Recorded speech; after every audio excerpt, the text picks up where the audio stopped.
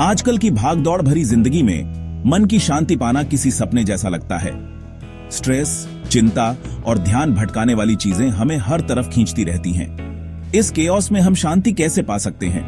Meditation और योगा का पुराना तरीका इसका रास्ता दिखाता है। सदियों से इन प्रैक्टिसेस ने लोगों को बैलेंस, क्लैरिटी और इनर पीस पाने में मदद की है। ये जिंदगी से भागने के बारे में नहीं है, बल्कि इसे पूरी तरह और प्रेजेंटली जीने के बारे में है। यह ऐसे मेडिटेशन और योगा को एक्सप्लोर करेगा, उनके ओरिजिन, साइंटिफिक वैलिडेशन और प्रैक्टिकल एप्लीकेशंस के बारे में बताएगा। हम बेनिफिट्स और लिमिटेशंस देखेंगे, कॉमन मिथ्स और मिसकंसेप्शंस के बारे में बात करेंगे।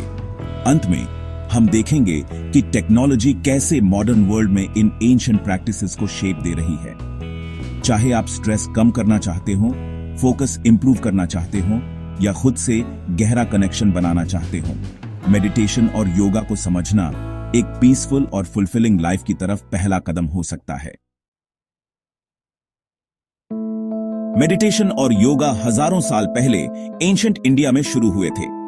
ये प्रैक्टिसेस सिर्फ फिजिकल या मेंटल एक्सरसाइजेस नहीं थे, बल्कि स्पिरिचुअल डिसिप्लिन्स थे जिनका मकसद सेल्फ रियलाइजेशन और एनलाइटनमेंट था। योगा सूत्रास ऑफ पतंजलि और भगवद गीता जैसे एंशिएंट टेक्स्ट्स इन प्रैक्टिसेस के फिलोसॉफिकल और एथिकल फाउंडेशंस के बारे में इंसाइट्स देते हैं। समय के साथ ये प्रैक्टिसेस पूरे ईस्ट में फैल गए और अलग अलग स्कूल्स और ट्रेडिशंस में इवॉल्व हुए। रिसेंट डिकेड्स में मेडिटेशन और योगा वेस्ट में बहुत पॉपुलर हो गए हैं, उनके फिजिकल, मेंटल और इमोशनल बेनिफिट्स के लिए। हालांकि उनके स्पिरिचुअल डिमेंशंस एसेंशियल रहते हैं, बहुत से लोग इन प्रैक्टिसेस को वेल बीइंग और पर्सनल ग्रोथ के टूल्स के रूप में अपनाते हैं। इनके हिस्टोरिकल कॉन्टेक्स्ट को समझने से हमें इनकी डेप्थ और रिचनेस की कदर करने में मदद मिलती है और साथ ही हम इन्हें अपनी मॉडर्न लाइव्स में अडैप्ट भी कर पाते हैं। मॉडर्न साइंस मेडिटेशन और योगा के इफेक्टिवनेस के पीछे के मिस्टरीज को अनरेवल करने लगी है। स्टडीज ने दिखाया है कि ये प्रैक्टिसेस ब्रेन, बॉडी और बिहेवियर पर काफी इंपैक्ट डाल सकते हैं।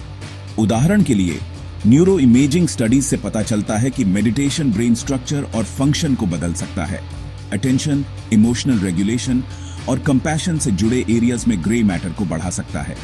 इसी तरह योगा अपने फिजिकल पोस्चर्स, कंट्रोल्ड ब्रीदिंग और माइंडफुलनेस के कॉम्बिनेशन के साथ स्ट्रेस हार्मोन्स जैसे कॉर्टिसोल को कम करने, ब्लड प्रेशर कम करने और फ्लेक्सिबिलिटी, बैलेंस और स्ट्रेंथ इंप्रूव करने के लिए प्रूवन है। ये प्रैक्टिसेस मेंटल हेल्थ पर भी पॉजिटिव इंपैक्ट डालते हैं, एंजाइटी, डिप्रेशन और इंसोम्निया के सिम्टम्स को कम करते हैं। मेडिटेशन और योगा को सपोर्ट करने वाले साइंटिफिक एविडेंस लगातार बढ़ रहे हैं, जो इन प्रैक्टिसेस को अपनी जिंदगी में शामिल करने के लिए कंपेलिंग रीजंस देते हैं। मेडिटेशन और योगा के प्रिंसिपल्स मेडिटेशन कुशन या योगा मैट से बहुत आगे तक जाते हैं। माइंडफुलनेस दोनों प्रैक्टिसेस में एक कोर कॉन्सेप्ट प्रेजेंट मोमेंट पर बिना जजमेंट के ध्यान देने से जुड़ा है। डेली लाइफ में माइंडफुलनेस कल्टीवेट करने से हम अपने आसपास की दुनिया को एक्सपीरियंस करने के तरीके को बदल सकते हैं। हम एवरीडे एक्टिविटीज जैसे खाना, चलना या यहां तक कि बर्तन धोते समय भी माइंडफुलनेस प्रैक्टिस कर सकते हैं। इन रूटीन एक्शंस में अवेयरनेस लाकर हम प्रेजेंट मोमेंट में ज्यादा जॉय और अप्रिसिएशन पा सकते हैं। माइंडफुलनेस हमारे रिलेशनशिप्स को भी बेहतर बनाता है, क्योंकि अटेंटिवली सुनने और एम्पैथी और कंपैशन के साथ रिस्पॉन्ड करने की हमारी एबिलिटी इंप्रूव होती है। जैसे जैसे हम अपने थॉट्स, इमोशंस और सेंसेशंस के प्रति ज्यादा अट्यून्ड होते जाते हैं, हम ग्रेटर सेल्फ अवेयरनेस और इमोशनल इंटेलिजेंस डेवलप करते हैं, जिससे हम लाइफ के चैलेंजेस को ज्यादा रेजिलियंस और ग्रेस के साथ नेविगेट कर पाते हैं। बढ़ती पॉपुलैरिटी के बावजूद मेडिटेशन और योगा को लेकर कई मिसकंसेप्शंस हैं। कुछ लोगों का मानना है कि मेडिटेशन के लिए दिमाग से सभी थॉट्स को खाली करना जरूरी है, जो कि सही नहीं है। मेडिटेशन बिना जजमेंट के थॉट्स को ऑब्जर्व करने के बारे में है, उन्हें आने और जाने देना, जैसे बादल आसमान से गुजरते हैं।